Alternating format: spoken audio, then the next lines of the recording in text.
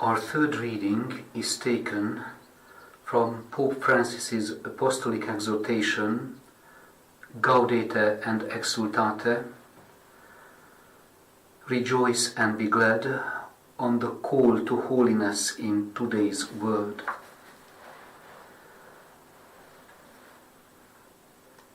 Paragraph 7 to 9. I like to contemplate the holiness present in the patience of God's people, in those parents who raise their children with immense love, in those men and women who work hard to support their families, in the sick, in elderly religious who never lose their smile. In their daily perseverance, I see the holiness of the church militant. Very often, it is a holiness found in our next-door neighbors, those who, living in our midst, reflect God's presence. We might call them the middle class of holiness.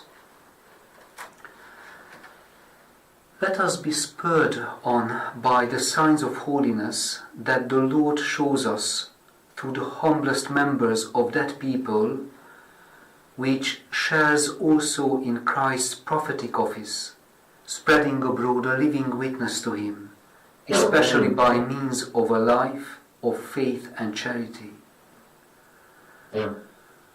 We should consider the fact that, as Saint Teresa Benedicta of the Cross suggests, real history is made by so many of them.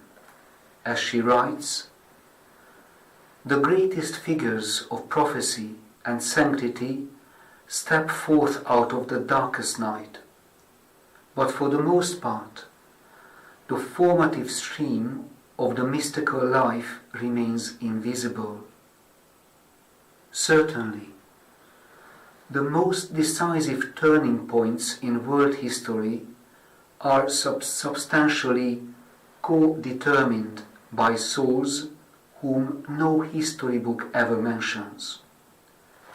And we will only find out about those souls to whom we owe the decisive turning points in our pastoral lives on the day when all that is hidden revealed. Here ends the third reading.